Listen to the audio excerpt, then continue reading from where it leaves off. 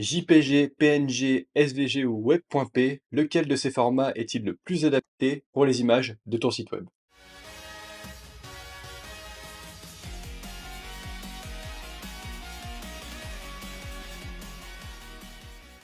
Comme tu le sais, les images jouent un rôle essentiel sur un site web, à la fois pour l'habiller, pour mettre en avant tes produits ou mettre en avant des arguments de vente. En bref, elles représentent un impact significatif pour l'expérience de tes utilisateurs. Toutefois, il y a encore bien trop de sites web qui utilisent les mauvais formats pour les images, des images bien souvent malheureusement bien trop lourdes, du coup qui impactent significativement le temps de charge du site web et aussi des fichiers mal renommés, donc impact SEO. Ici, on va s'attarder spécifiquement sur le format des images pour trouver le meilleur format pour ton site web à la fois léger et bien optimisé avec une très bonne qualité. Allez, on passe sur mon écran. Donc on se retrouve directement sur mon écran et on va voir, j'ai préparé plusieurs sections dans le designer de Webflow pour voir lequel format d'image est le plus adapté pour le web. Donc on commence directement avec les classiques, donc JPJ et PNG. Donc on va mettre en avant ici JPJ. Pourquoi l'utiliser? Souvent il est bien plus utilisé pour les photos, pour les images on va dire réelles, car elles sortent beaucoup mieux et elles sont aussi souvent plus légères car elles ont moins de données en fait que le format PNG. Donc ici, petit comparatif, on va voir les tailles. J'ai pris des fichiers que j'ai réalisés dans Figma, donc tu vas voir ici, c'est exactement la même image qui est exportée, seul le format diffère. Ici, on voit du coup que c'est une taille de 600 pixels à 400, la taille est le poids du fichier est de 400 kilobytes. En PNG, la même image, donc 600-400, et ici de 500, tout simplement parce qu'il y a plus de données, elles sont plus pixelisées. Donc pour des images réelles, privilégiez le JPG. Ensuite, pour le PNG, ici je suis passé sur un fond d'écran noir, je vais vous expliquer pourquoi. Donc le PNG est souvent plus utilisé pour des illustrations, comme ici par exemple des dessins, on va dire plus des créations que de la photographie. Pourquoi? Parce que comme on l'a dit, il y a plus de détails, il est plus pixelisé, donc les images vont mieux ressortir tout simplement. Par contre ici, bon, j'ai pris une image, elle est un peu floue, mais elle était déjà floue dans le Figma à ma décharge. Donc ici, pourquoi le JPG est moins adapté? Il est toutefois plus léger, comme on va le voir ici ensuite, on va voir qu'il est plus hors l'autre, mais par contre ici, tu vois que sur le Figma, j'ai enlevé le fond, donc c'est un fichier transparent, mais le format JPG va mettre un fond blanc. Donc on veut pas ça sur notre site web parfois, parce que là ça gâcherait tout si on avait un fond dark, comme dans l'exemple.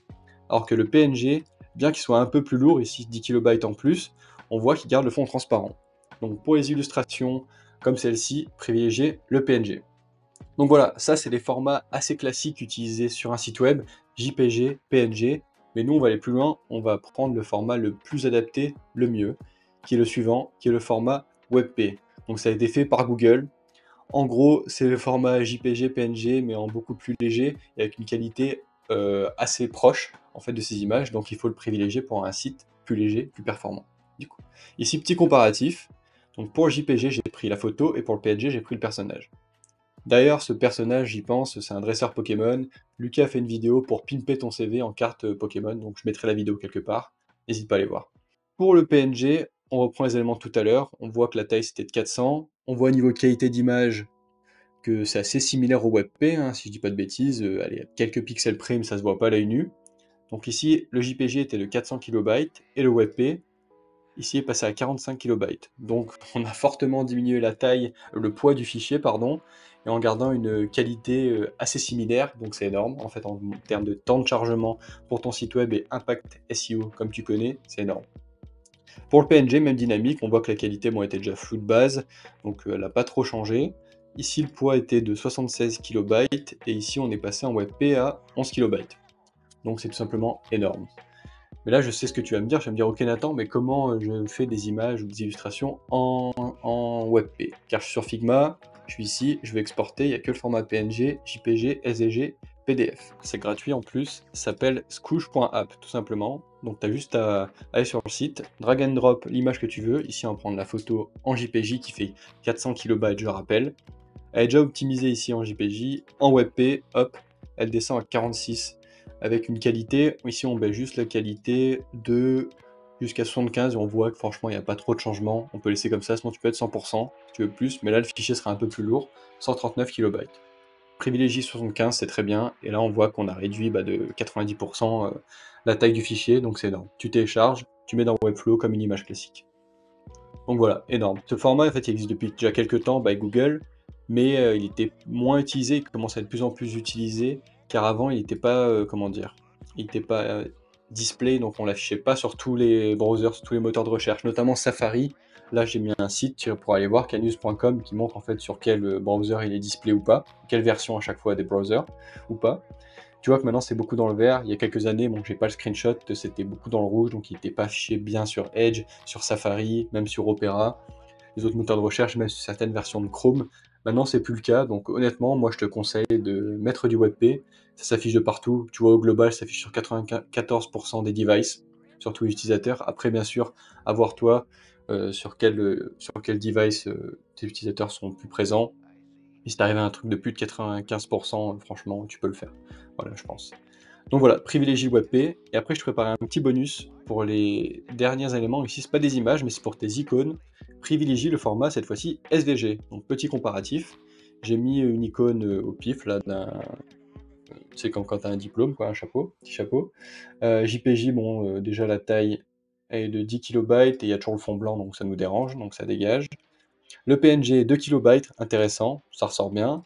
WebP, du coup, 1 kilobyte, donc on privilégierait celui-ci normalement.